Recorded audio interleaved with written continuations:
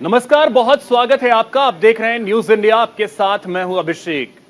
23 जून को पटना में होने वाली विपक्षी दलों की बैठक में तय होगा कि आखिर 2024 में मुल्क के मुस्तकबिल के लिए किसके बीच मुकाबला होगा।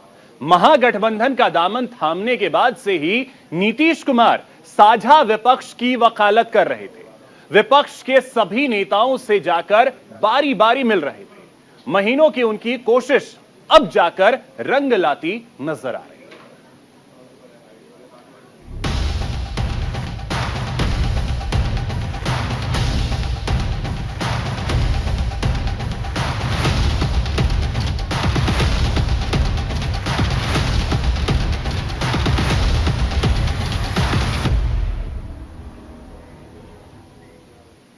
जी हां, 24 का प्लान यानी 2024 का प्लान। जब बीजेपी को टक्कर कौन देगा, इसको लेकर तैयारी चल रही है।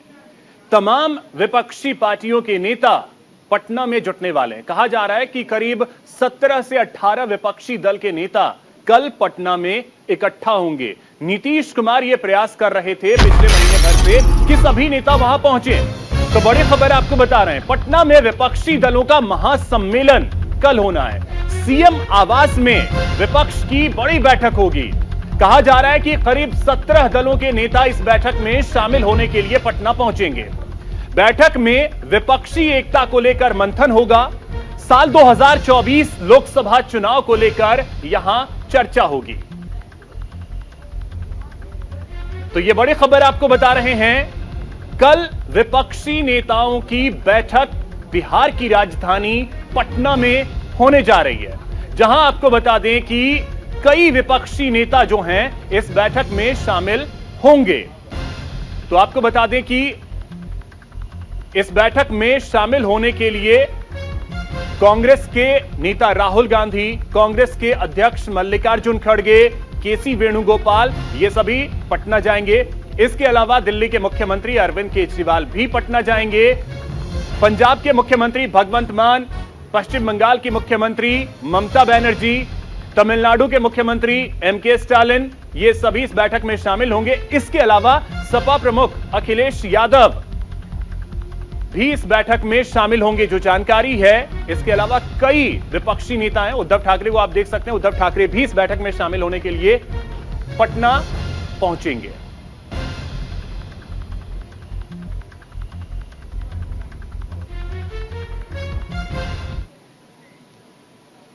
तो देखिए कौन कौन से नेता इस बैठक में शामिल होंगे, इन तस्वीरों को देख करके आप समझ सकते हैं।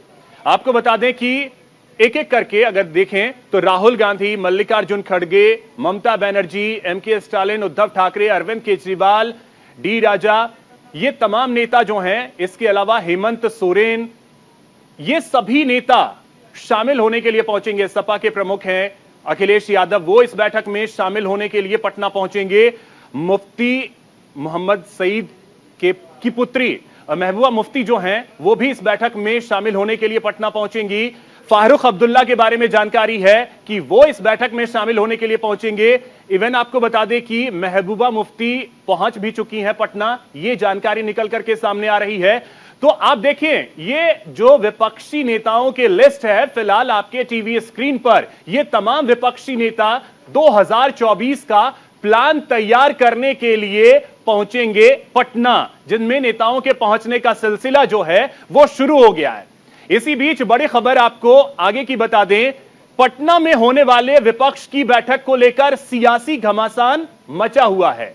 एक तरफ बिहार के उप मुख्यमंत्री तेजस्वी यादव इस बैठक को 2024 के चुनाव के लिए मील का पत्थर बता रहे हैं, तो वहीं दूसरी तरफ पूर्व उप मुख्यमंत्री और राज्यसभा से सांसद सुशील कुमार मोदी ने बैठक के बहाने विपक्ष पर परिवार को बचाने का आरोप लगाया है। माननीय मुख्यमंत्री नीतीश जी और राष्ट्रीय जनता दल हम लोगों में महागठबंधन हुआ, तब से हम लोगों का प्रयास था कि ज़्यादा से ज़्यादा दलों को हम लोग जोड़ने का प्रयास करें।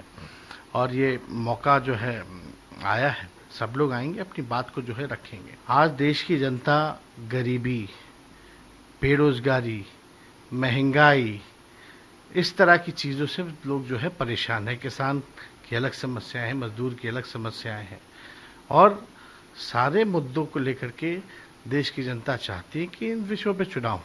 कई विपक्ष के ऐसे नेता हैं जो मोदी जी से ज़्यादा जो है अनुभवी हैं, प्रशासनिक मामले में, सामाजिक मामले में और राजनीतिक मामले में जो अनुभव जो रहा है मोदी जी से काफ़ी ज़्यादा रहा है। तो विपक्ष में ऐसा कोई नेता आपको नहीं मिलेगा जो मीडिया द्वारा जो निर्मित किया गया हो। नीतीश कुमार ने तो पहला प्रयास किया था कि जनता परिवार जो है वो एकजुट हो जाए। जितने जनता दल से, जनता पार्टी से निकले हुए जो घटक दल हैं वो एक हो जाएं, लेकिन कहाँ एक हो पाए, कहाँ जनता पार्टी को एक कर पाए। और जब जयप्रकाश नारायण ने 77 में जब इंदिरा गांधी को पराजित किया था तो सभी दलों का मर्जर करके एक दल बनाया जनता पार्टी, जिसमें 4 बड़े दलों का मर्जर हुआ। आज कोई दल मर्जर करने के लिए तैयार है क्या? तो देखिए वो 77 वाली स्थिति नहीं है। इमरजेंसी जैसा मुद्दा था, लोगों को जेल में बंद कर दिया था। आज क्या है, तो ये तो लोकतंत्र बचाने के लिए नहीं बल्कि परिवार को बचाने के लिए ये सम्मेलन हो रहा है। तो सहयोगी राजीव मोहन हमारे साथ पटना से जुड़ रहे हैं अधिक जानकारी के साथ।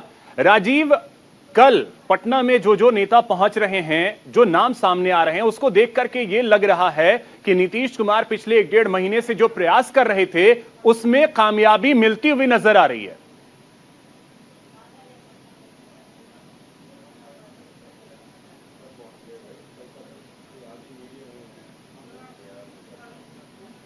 राजीव, आवाज मिल रही है आपको मेरी? शायद म्यूट है, आप उसे अनम्यूट कर लें। जी बिल्कुल जी, तो नीतीश कुमार जो प्रयास कर रहे थे उसमें ऐसा लग रहा है कामयाबी मिलती नजर आ रही है। देखिए, जो नीतीश कुमार ने प्रयास किया था उनका पहला प्रयास एक तरह से कहे कि सफल हो रहा है, क्योंकि वो तमाम नेताओं से जाके उनसे मुलाकात की थी और उनसे आग्रह किया गया था कि विपक्षी एकता को लेकर एक बड़ी बैठक की जाए, और उनका यह प्रयास था कि यह बैठक पटना में हो। और तो इस प्रकार से कहें तो एक पहली जो उनकी सफलता है उस पर तो जरूर बात है, लेकिन ये जो विपक्षी दल की बैठक है उसमें कई सारी चुनौतियां हैं। अभी देखिए, अभी से ही जैसे तमाम बड़े नेता यहाँ आ रहे हैं, लेकिन कहा जा रहा है कि अभी भी जो उत्तर प्रदेश की पूर्व मुख्यमंत्री हैं मायावती, वो यहाँ नहीं आ रही हैं। हालांकि ममता बनर्जी का नहीं आने का प्लान था, वो आ रही हैं। स्टालिन जो कि तमिलनाडु के मुख्यमंत्री हैं, उनका प्रोग्राम आने का नहीं था, लेकिन वो आ रहे हैं। अरविंद केजरीवाल आ रहे हैं। तमाम बड़े नेताओं के बारे में ये कहा जा रहा है तकरीबन 17, 18, 19 पार्टियां ये विपक्षी दल की बैठक में शामिल होंगे और तमाम बिंदुओं पर ये चर्चा करेंगे। और इस बात पर सहमति बनानी है कि जो भाजपा की सरकार है या प्रधानमंत्री नरेंद्र मोदी हैं, उनको इस देश में 2024 के चुनाव में कैसे परास्त किया जाए उसको लेकर रणनीति बनाई जानी है। लेकिन ये महज पहली बैठक है उनकी, और इस पहली बैठक में सब कुछ तय हो जाएगा ये जरूरी नहीं है। ये बात खुद डिप्टी सीएम तेजस्वी यादव भी कह चुके हैं कि कई बैठकों का दौर होगा। मैं आपको थोड़ी तस्वीर यहाँ दिखाना चाहूंगा कि ये मैं मुख्यमंत्री आवास के पास ही खड़ा हूँ, और आज से ही यहाँ पर कड़ी सुरक्षा व्यवस्था कर दी गई है। मुख्यमंत्री के जो घर है, जो आवास है, सरकारी आवास है, उधर मीडिया कर्मी को भी नहीं जाने दिया जा रहा है, और पहले से ही बैरिकेडिंग चारों तरफ से लगाई जा रही है। बस उन्हीं की एंट्री हो रही है जो सरकारी पदाधिकारी हैं या जिनको परमिशन है, लेकिन मीडिया को इधर जाने से बंद कर दिया गया है, और इस तरह सुरक्षा का हवाला दिया जा रहा है। तो ये जो बैठक होनी है, उस बैठक के बारे में नीतीश कुमार और पूरी महागठबंधन या कह सके विपक्षी एकता की तरफ जो है ये चाहते हैं कि इस मुहिम को सफल हो, और इस सफलता के लिए वो जितना हो सकता है वो करेंगे। लेकिन जैसा कि पहले से चर्चा हो रही है, इस बैठक में होगा क्या, पहला एजेंडा यही है कि सभी चाहते हैं इस पर सहमति बनाना कि जो अगला 2024 का जो चुनाव होगा, उस चुनाव में भाजपा के उम्मीदवार के सामने ये जो विपक्षी एकता के जो भी दल शामिल हो रहे हैं, उनका एक कैंडिडेट भाजपा उम्मीदवार के सामने खड़ा हो। माना जा रहा है कि अगर यही तो सबसे बड़ा सवाल है कि एक कैंडिडेट जो है वो हो, ठीक है, आपने अगर लोकसभा सीट के लिए दे दिया, लेकिन फिर अल्टीमेट चेहरा कौन होगा, इसको लेकर के सवाल जो है आकर अटकता है। राजीव, आप हमारे साथ बने रहें, आगे भी अपडेट हम आपसे लेंगे। इसी बीच देखिए, एक बड़ी जानकारी आपको दे दें, पटना पहुंच चुकी हैं महबूबा मुफ्ती, विपक्ष की बैठक में शामिल होंगी। तो ये बड़ी खबर आपको बता रहे हैं। साथ ही जो जानकारी मिल रही है, ममता बनर्जी और अरविंद केजरीवाल भी आज ही पटना पहुंचेंगे, ये जानकारी मिल रही है। तो आपको बता दें कि महबूबा मुफ्ती जब पटना पहुंची उस वक्त की ये तस्वीर हम आपको दिखा रहे हैं। पटना एयरपोर्ट से बाहर निकली ये तस्वीर हम आपको दिखा रहे हैं। तो इन तस्वीरों को आप देखिए। महबूबा मुफ्ती बैठक में शामिल होने के लिए पटना पहुंच चुकी हैं और जो हमें जानकारी मिल रही है उसके अनुसार ममता बनर्जी और अरविंद केजरीवाल आज ही पटना पहुंचेंगे। राजीव, क्या जानकारी? महबूबा मुफ्ती पहुंच चुकी हैं और कौन कौन से दिग्गज नेता हैं जो आज ही पटना पहुंचने वाले हैं? देखिए, बिल्कुल जो जम्मू एंड कश्मीर के पूर्व मुख्यमंत्री हैं महबूबा मुफ्ती, वो सुबह तकरीबन 8 से 9 बजे के बीच ही पहुंची है। हालांकि वो बहुत ही गोपनीय तरीके से आई और कार में सवार होकर वो वहां से रवाना हो गई स्टेट गेस्ट हाउस में, और कहा जा रहा है कि वो इसके बाद सीएम नीतीश कुमार से मुलाकात करेंगी। तो वो पहली नेता हैं जो कि विपक्षी एकता में सबसे पहले आई हैं। और आज के नेताओं में जो आने वाले हैं उसमें ममता बनर्जी का नाम है, उसमें अरविंद केजरीवाल का नाम है, भगवंत मान जो पंजाब के मुख्यमंत्री हैं उनका नाम है, उसके अलावा भाकपा के महासचिव हैं डी राजा, वो आ सकते हैं। उसके अलावा भाकपा माले के जो महासचिव है दीपंकर भट्टाचार्य, वो उनके आने की बात कही जा रही है। तो इस तरह से तमाम लोग शाम तक पटना पहुंचेंगे और उसके लिए एयरपोर्ट से लेकर स्टेट गेस्ट हाउस के बीच में सुरक्षा के कड़े इंतजाम किए गए हैं। तो ठीक है राजीव, आप बने रहे हमारे साथ। मैं आपके पास फिर आता हूं। सहयोगी रवि सर्राफ भी हमारे साथ जुड़ रहे हैं दिल्ली से। रवि, अब आपसे जानना चाहेंगे कि कांग्रेस की तरफ से अब यह कंफर्म हो गया है कि राहुल गांधी, मल्लिकार्जुन खड़गे और केसी वेणुगोपाल पटना जाने वाले हैं। बिल्कुल अभिषेक, देखिए सुबह 8 बजे की फ्लाइट से जो बड़े नेता हैं पार्टी के राष्ट्रीय अध्यक्ष मल्लिकार्जुन खड़गे, वो पटना के लिए रवाना होंगे। यानी कि कल सुबह 8 बजे पार्टी के राष्ट्रीय अध्यक्ष यहाँ जाएंगे। और देखिए एक बड़ी तैयारी है नीतीश कुमार की तरफ से और एक बड़ी अग्नि परीक्षा भी नीतीश कुमार के सामने 2024 से पहले, क्योंकि जिम्मेदारी बहुत बड़ी नीतीश कुमार को कांग्रेस पार्टी की तरफ से ये कहा जाए कि दिया गया कि आप तमाम विपक्षी दलों को लामबंद कीजिए और उनके साथ बैठक कीजिए और एक महागठबंधन का प्रारूप तैयार कीजिए। तो उस प्रारूप में पहली पहल इस आप बैठक से देख सकते हैं और एक बड़ी चुनौती अभी नीतीश कुमार के सामने है, क्योंकि देखिए तमाम नेताओं से नीतीश कुमार ने तो मुलाकात कर लिया उनके राज्यों में जाकर। अब अपने राज्य में इन तमाम नेताओं को बुलाना, महागठबंधन का प्रारूप तैयार करना और उसके बाद अगली मीटिंग के लिए भी उनको तैयार करना। तो अभी देखिए लोकसभा चुनाव थोड़ा सा वक्त जरूर लगेगा और महागठबंधन में जो अभी फिलहाल जो मौजूदा जो राजनीतिक दल हैं वो जो वहाँ पहुँच रहे हैं, उनकी स्टेक क्या होने वाली है, कितना सीट शेयरिंग का फॉर्मूला तय होगा। क्योंकि देखिए राज्य में जो क्षेत्रीय दल हैं वो चाहते हैं कि उनका स्टेक मजबूत हो। तो ऐसे में अगर क्षेत्रीय दलों के साथ अगर गठबंधन करना है तो उनको ज़्यादा सीटें देनी पड़ेगी। क्या कांग्रेस पार्टी कम सीटों पर मान जाएगी?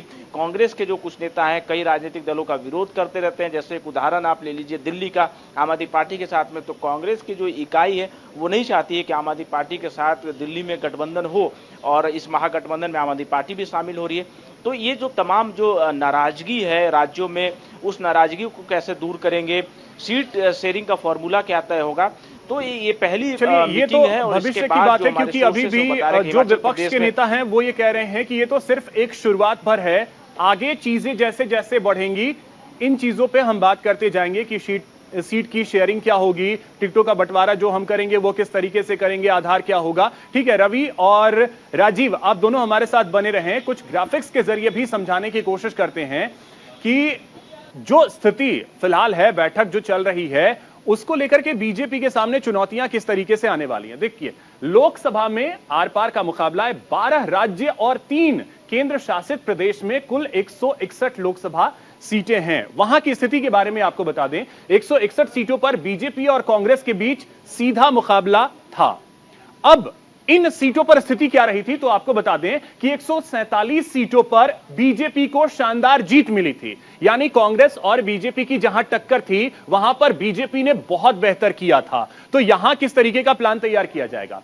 इसके अलावा देखिए कांग्रेस को 9 और अन्य के खाते में 5 सीटें उस समय गई थी। अब इसमें स्थिति यह है कि बाकी और भी विपक्षी पार्टियां थी, वहां क्या हाल रहा था।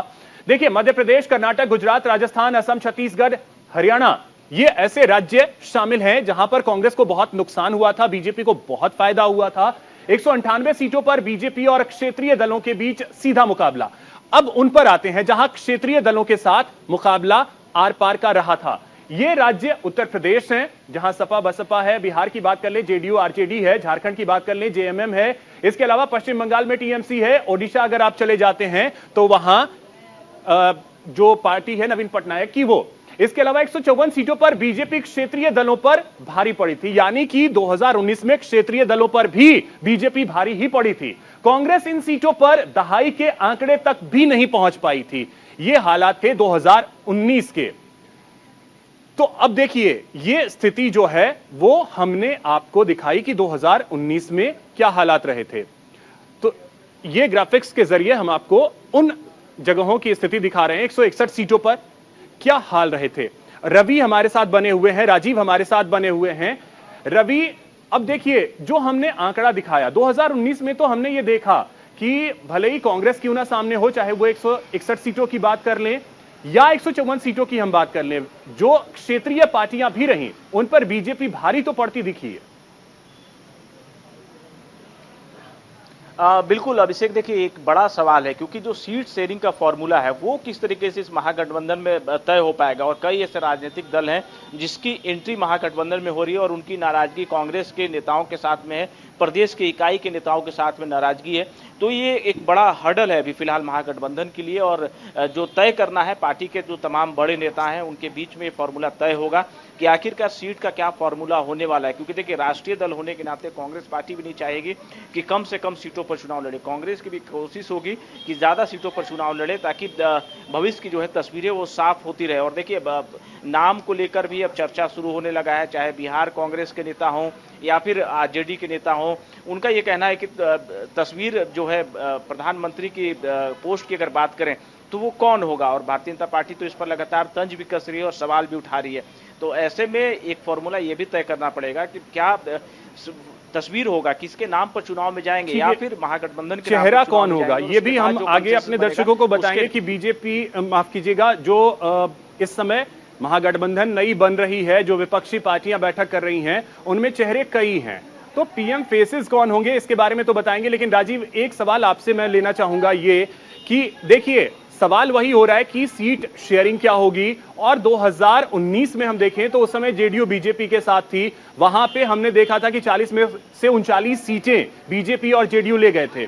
इस बार परिस्थितियां बीजेपी के लिए वहां चुनौतीपूर्ण बन सकती हैं क्योंकि आरजेडी और जेडीयू साथ आएगी, कांग्रेस साथ आएगी, तो वहां भी बिहार में अगर खास करके देखा जाए तो क्या परिस्थिति होगी खास करके बीजेपी के लिए। भी लोकसभा के चुनाव होते रहे हैं और इस चुनाव में ये देखा गया है कि जब भी एनडीए के साथ जदयू के साथ जब भाजपा लड़ी है तो बेहतर रिजल्ट आए हैं, लेकिन जब जदयू भाजपा के साथ नहीं रही है तो बेहतर परिणाम नहीं आए हैं। तो यही कवायद की जा रही है। जो विपक्षी एकता का जो मकसद है वो सबसे बड़ा, जैसे बिहार और यूपी पर टारगेट किया जाएगा क्योंकि सबसे ज्यादा सीट यहाँ होती है, तो यहाँ अगर वो भाजपा को हराने में सफल होते हैं तो जो मकसद है उस मकसद में कामयाब होंगे। अब किसको कितनी सीट आएगी ये तो अभी से कुछ कहा नहीं जा सकता है, लेकिन ये जरूर है कि अगर विपक्षी एकता के तहत चुनाव हुए तो भाजपा के सामने बड़ी चुनौती पेश करेंगे ये महागठबंधन के लोग, इसमें कहीं कोई शक नहीं है। लेकिन इसका आने वाला परिणाम क्या होगा वो देखने वाला होगा। और अब इसी कारण जो विपक्षी एकता है उसको डिफ्यूज करने के लिए और उसको गलत बताने के लिए और उसका कोई फायदा नहीं उसको बताने के लिए भाजपा लगातार हमलावर है। और भाजपा का कहना है कि विपक्षीयता से कुछ नहीं होगा, वो जमीन पर काम कर रहे हैं। एक चीज और मैं इसमें ऐड करना चाहूंगा कि लोकसभा का चुनाव जो पहले जब भी हुआ है जितनी ताकत लगाई गई है। ठीक है राजीव, तो आप नजर बना के रखिए क्योंकि देश की नजरें जो हैं वो इस समय पटना पर हैं और वो नजर कल तक वहां बनी रहेगी। बहुत शुक्रिया राजीव आपका। रवि आपका भी बहुत शुक्रिया तमाम जानकारी के लिए। तो देखिए बैठक हो रही है, सारी चीजें नीतीश कुमार के हिसाब से फिलहाल ऐसा लग रहा है कि चल रहा है, लेकिन अंत में बात चेहरे की अगर आ जाती है तो देखिए कई ऐसे विपक्ष में चेहरे हैं जिनको माना जा रहा है कि वो प्रधानमंत्री पद के दावेदार हो सकते हैं। अब इनमें चेहरे कौन कौन से हैं, दरअसल वो चेहरों के बारे में हम आपको बता दें तो इन चेहरों में देखिए शरद पवार एनसीपी के हैं, ममता बनर्जी, खुद नीतीश कुमार, इसके अलावा राहुल गांधी कांग्रेस की तरफ से, अब आगे अगर आप चलें तो के चंद्रशेखर राव बीआरएस के तेलंगाना के मुख्यमंत्री हैं, इन्होंने बैठक से दूरी बना ली है। अरविंद केजरीवाल का चेहरा भी एक साफ छवि नेता के तौर पर सामने आता है। तो ये ऐसे चेहरे हैं जो विपक्षी दलों में वो चेहरे हैं जो प्रधानमंत्री पद के दावेदार हो सकते हैं। एक नाम पे सहमति बना पाना कितना मुश्किल, कितना चुनौतियों भरा होगा, ये वक्त बताएगा। क्योंकि इन चेहरों को अगर आप देख लें, के चंद्रशेखर राव हालांकि इस बैठक में वो नहीं जा रहे हैं, उन्होंने दूरी बना ली है, लेकिन विपक्ष में तो हैं और वो भी खुद को प्रधानमंत्री के तौर पर एक तरीके से प्रोजेक्ट करते रहते हैं। ये बातें सामने आती रहती हैं। इसके अलावा नीतीश कुमार के बारे में कहा जाता है, हालांकि नीतीश कुमार की पार्टी ये कहती है कि नहीं, नीतीश कुमार चेहरा नहीं है प्रधानमंत्री पद के लिए।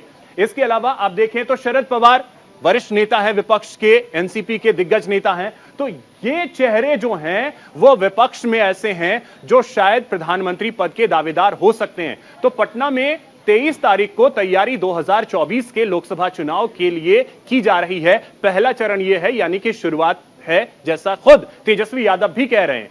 वक्त बताएगा कि क्या सभी विपक्षी पार्टियां एक मंच पर एक साथ चुनाव लड़ पाती हैं या नहीं। न्यूज इंडिया आपको पल पल की अपडेट देता रहेगा। फिलहाल इतना ही, नमस्कार।